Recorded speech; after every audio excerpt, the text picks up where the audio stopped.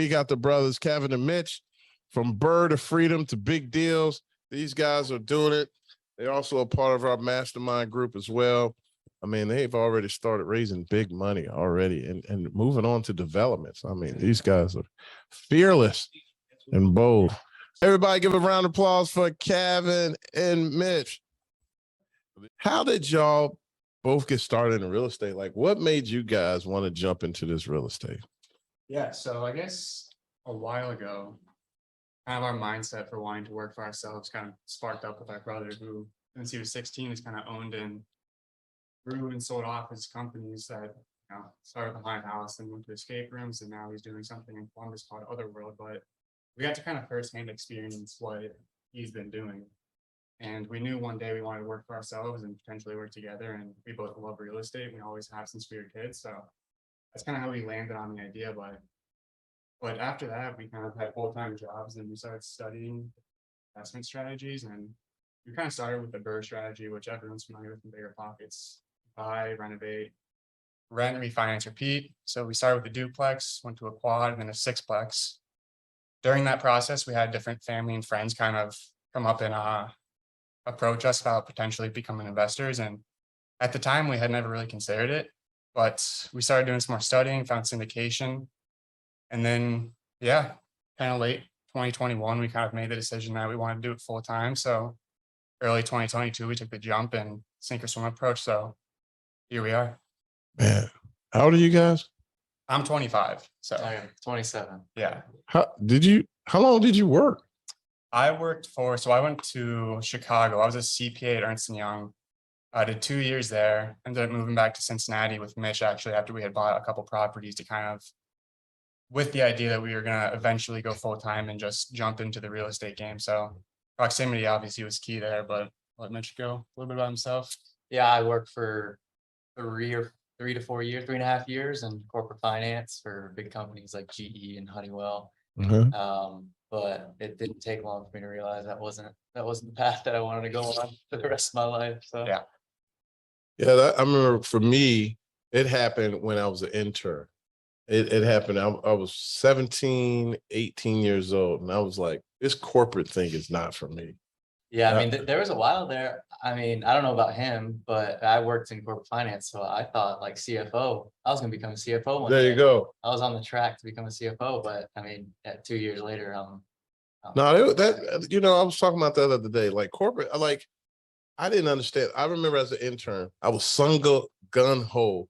They would give me an assignment. I would take it home and I would work on it all night, and I come back and it was done. And it was like, all right, give me something else. And they was like, dude, slow down. I was like, what are you talking about? This is nothing. And they did it one more time. And after that, they wouldn't give me no more work. I was like, what am I supposed to do? And literally, I would sit in my office and talk on the phone and crack jokes all day with my buddies. And then they would come over like, Mike, you're too loud. I was like, what the fuck, man? You want me to work or have fun? I don't know. I guess I'm on the job site. I don't know. Yeah. So what led you to quit your jobs and start a real estate investment firm? Like, I know you said you've been talking and thinking about it, but what was it like, man, forget this, I'm going all in? Yeah, I mean, it really was. We did a few BRRRRs, and over that time, we never really considered leaving our jobs as early as we did, but they were successful. I mean, we made really solid returns on those BRRRRs, but the kicker was when we had family friends, colleagues asking us, you guys taking any outside investment? Because we were like putting some of these deals on LinkedIn just to show people what we were doing. I wish I had some family and friends that have money. All my friends were broke as hell, man. Hey, well, when people say they want to invest, they could mean 50,000. They could also mean, 50, just 50. So It's kind of yeah, we didn't have a minimum set up back then. So yeah, but people were asking us, and it got us thinking, like, well, maybe we should consider that. And so that's when syndications, we discovered what a syndication really was. This was like not that long ago. I mean, mid to late last year, like late summer last year. So we studied up on that, and we felt like we got to a point where we were honed in on Cincinnati. We knew the market enough, and we felt comfortable with like our underwriting and understanding what a good deal is, as well as our network of potential investors. Totally different when people say they want to invest versus when you find a deal and you're like, here we go, we got one.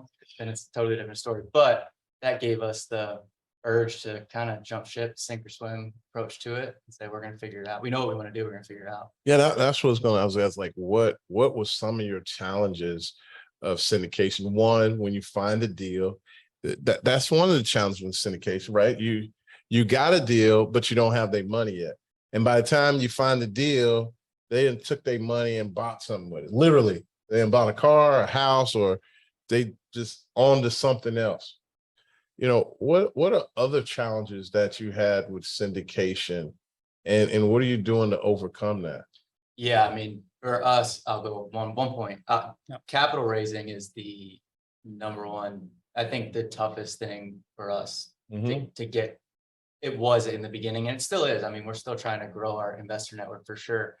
But the key to overcome that other than, you know, putting your brand out there, getting active on LinkedIn, I mean, it's exactly what you do. It's what you guys teach in the mastermind. But other than that, it's really flexing your network with partners too. Guys who may be doing this for 10 years already. They have a really solid investor network. We know our real strengths and values is sourcing, underwriting, and securing deals, you know, locking up deals. And we got to lean on other people's strengths and values to raise some of that capital. Yeah, absolutely. Like, do you necessarily have to do this all on your own? Like, yeah, like some people come in and they have this vision that, man, I'm gonna do this. I got to raise money. I got to find the deal. I got to manage the deal. I got to do the accounting. I mean, is that even possible? Yeah, well, I think to go off Mitch's point and your point was, you know, it's really about kind of finding what you're good at and then really sticking to it. I mean, just like you buy an asset, you leverage debt. It's the same thing with partnerships and, you know, acquiring assets. You have to find other partners to leverage. Yes. Have either capital raising skills, or for us, it would be underwriting, kind of finding the deal, having the broker relationship at first. But yeah, you have to leverage your entire network to really make it happen. So it's a bunch of different pieces working together. Really, it's never really just you, which I think was one of our biggest learning experiences coming into it.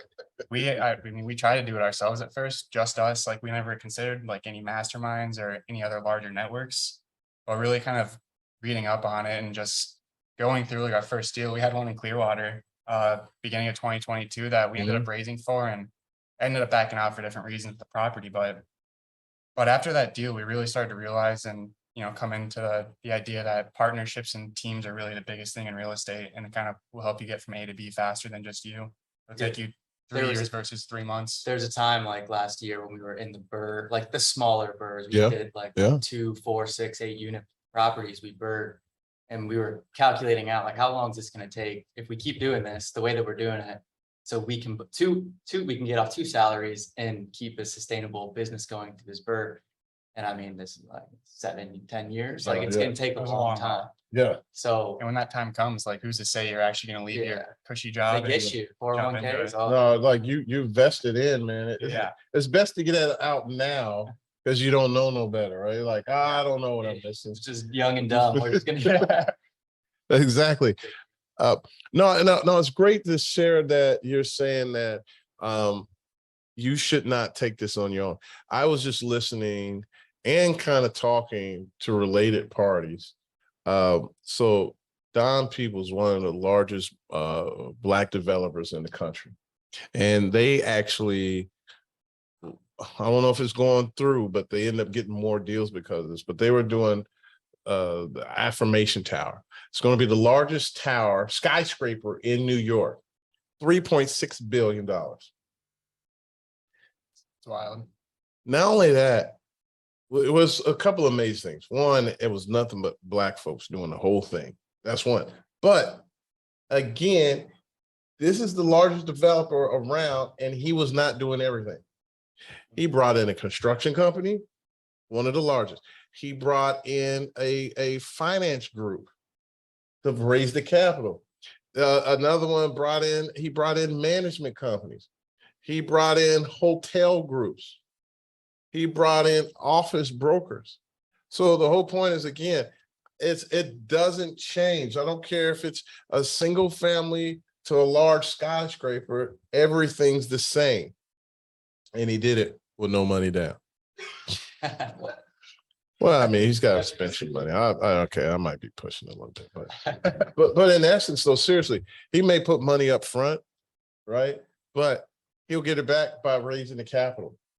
And so that's my essential. Like, it's, if you find a deal, next thing you know, you got to put it all together. It's all like, I'm trying to dumb it down. Like, I used to be a big concert promoter and party promoter, and I didn't do everything. I wasn't the entertainer. I didn't work security. I didn't collect money. So it's all about having the strength of your team.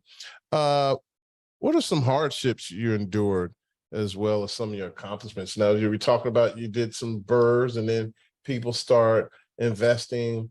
It's kind of hard to systematically raise capital and do that. But what's been the toughest so far, leaving the job and going after this? Yeah, I mean, I think for one, I mean, any sort of real estate business that you're kind of starting or any sort of investing firm, it's like any other startup. I mean, you have a ton of leeway kind of when you're just building your product and your brand, which, in this situation is kind of us and underwriting and the 1027 Group itself. But behind the scenes is just hours and hours of underwriting deals, submitting tons of LOIs, which you often don't even hear back from the brokers on. And then after, Yeah, how do you even sometimes keep up with accepted, all the like, LOIs you send in, right? we have a little Excel sheet we got going on, which Right? ones we sent in, which ones we, have to keep up on and keep checking in on. But yeah, then you'll have one LOI accepted, you'll spend a week kind of checking everything out and getting it ready for the PSA. And then sometimes, like a Fed will hike the rate up and you'll try to retrade a little bit. You have to just walk away from the deal you spent hours and hours on. But yeah, I mean, there's hardships, as long as you're operating a business, you're going to have tons of hardships, but it's just about the accomplishments that come with it, which typically outweigh the hardships, which is why people go into it and try and do it. But our recent accomplishment obviously was our 88 unit in Dayton that we closed on. Oh, congratulations, man. Give him a Thank round you. of applause, man. Hit them air horns, man. I mean, and what was so sweet about that, like, you guys, you end up grabbing somebody that put up the rest of the capital or raised the other capital. How did that work? Yeah, well, it's like, I think I mentioned, like, kind of flexing your network earlier. One of the best decisions we ever made was going to the best ever conference at the beginning of the year in Denver. Yeah. Tons of just real estate syndicators and operators, developers there, which at the time we were dishing out that money. We were like, damn, this better. Hey, that was what, 1,500. Yeah, I heard of them. That was me when ladies and gentlemen, I just want to encourage you again.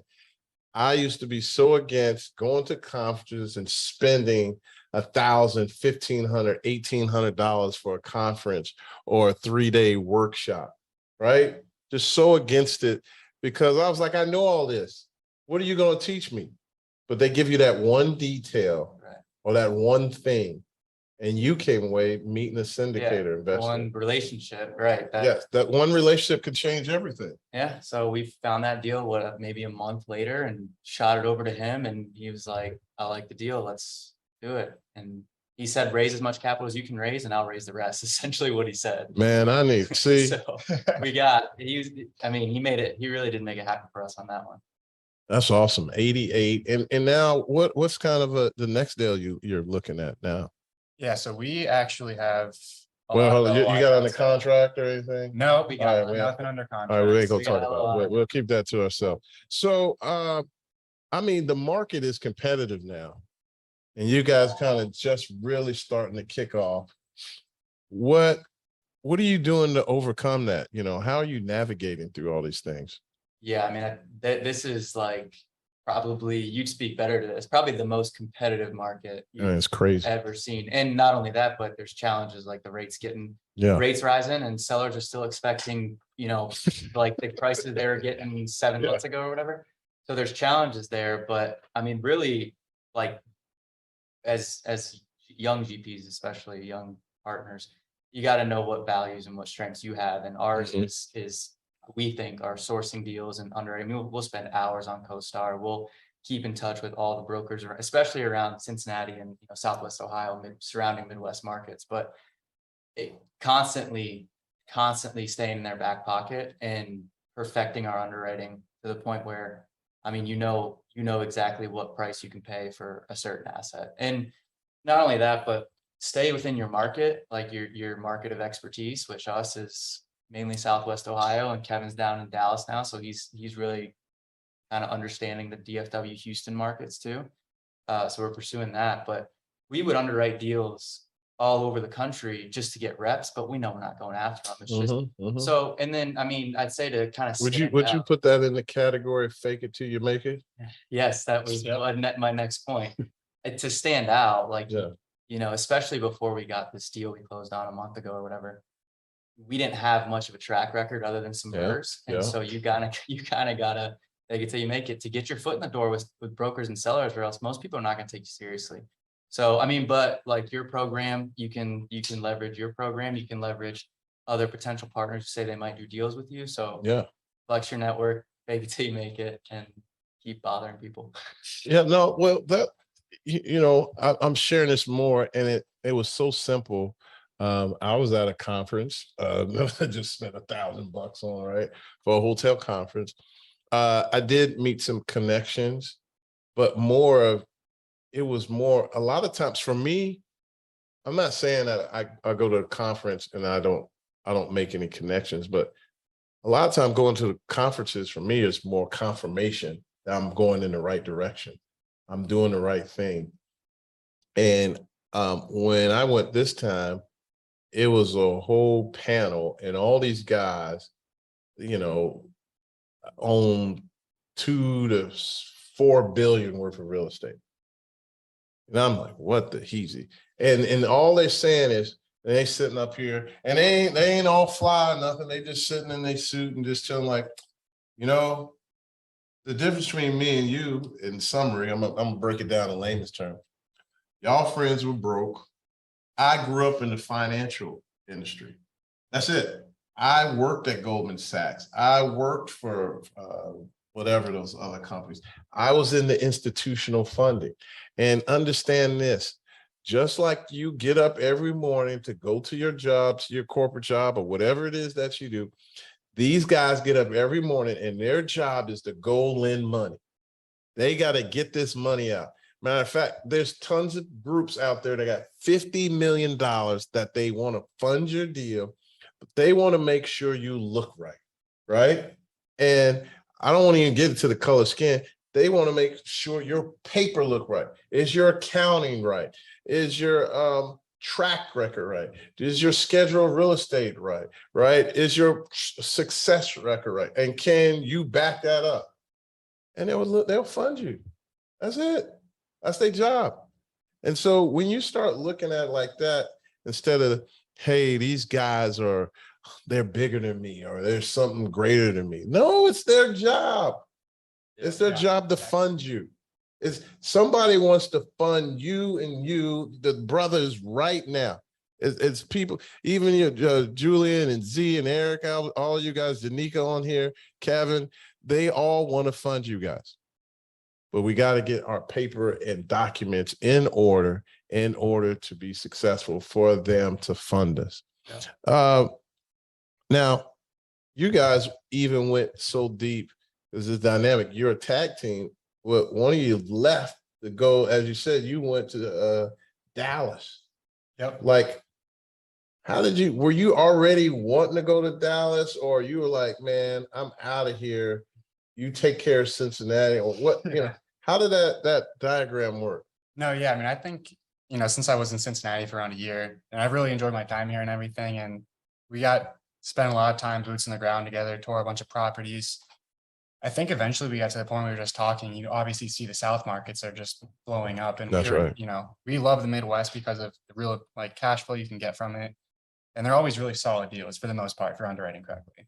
But you know, you see Dallas and everyone moving there, the appreciation it's going to be getting, and Houston, all the South, Florida, Arizona. But we figured if we're both here, our reach and our, like, you know, we can't stretch as far. But if like one of us, you know, just moving to Dallas, and you can just be in the middle of that entire market. So Houston now is a 3-hour drive for me. I'm in Dallas. I can drive over to Austin if anything were to happen in Austin. Oklahoma's right there. So now I'm kind of getting down and kind of really trying to understand the South market a little bit better, and, you know, all of those hotter regions. But the Midwest is still our, you know, bread and butter, and it's the area we love and we're focusing on. But just kind of looking into the future, where you think the world's going to be in, or the United States, I guess, is going to be in 10 years. And it's looking like a lot of it's gonna be down south. Yeah, So- it kind of came down to like a divide and conquer. That, Yeah. You know, we were doing everything together here in Cincinnati, and it came to a point where it's like, well, two bodies. Let's not let's take Yeah. advantage of two brains, two bodies here, and send one of us go down south. No, I love it, man. The last I know two other people that they just went all in and said, I'm out. And I had a buddy, although it wasn't related to real estate, but my guy plays music, piano and everything. And he said, man, I'm leaving Cincinnati. I said, why, man? You got a good thing here, man. Like everybody hires you every week to play the piano, like all through the night. Like it's really a full-time gig for you almost now. Nah, I'm just gonna pack it up, go to Atlanta. And he packs it up and go to Atlanta. Next thing you know, he's playing everywhere. And now he's playing in concerts. And matter of fact, Bootsy picked him up, and then some other people picked him up. So now he's on tour. Then he says, I'm going to LA. And he goes to LA, and then he gets married. You know, he's got the white picket fence and the whole nine. Now he's been on it. I think he played at the Super Bowl. Matter of fact, he's been playing everywhere now. So the point is, like, man, I love that you guys just went out there and said, forget it, I'm all in. And that's what it takes. And it takes the audacity. I mean, how dare you to dream big? But you got to have the audacity to go there. That's why I love these B-hacks, big, hairy, audacious goals. So last one, man, what is the future plans for 1027? Where do you hope to be from a year from now? Where are you going? Yeah, I'd say we got goals for sure. I'd say goals can be good, goals can be distracting too. Yeah. We got a big project under our belt, and we're really focused on stewarding that one well, make sure that one Absolutely. outperforms. Absolutely. But like Kevin said, I mean, we got like 5 LOIs out there tackling our next one. So we want to double our portfolio by the end of this year, and then 2x it again by the end of next year. That's a simple one. We got a development we're working on, which is that one's we're learning it. We're taking it slow, but once we get that one going, we're gonna phase in development more. And ultimately 1027 Group's gonna build a real estate portfolio big enough to anchor it down and get into being full-blown PE shop. That's the real goal. Oh, dang. We're getting into businesses. Our business. No, that's it, man. No, hey, well, look, man, I love it, man, because love to see you and we leverage each other to this path to $1 billion. I've found the pathway and watching you guys grow. Hopefully, I know you guys will be in that route. And we need to get a new damn office, man. I don't know what the hell. That's all that pizza and beer you be drinking and don't clean up in the damn studio. It's those wings. Hey, man, I Those don't wings. understand how come I got all this money and we got flies all in this damn place, man. Sick. Hey, man, everybody give it up for our guys right here, but they're going to stay with us. Give them a round of applause.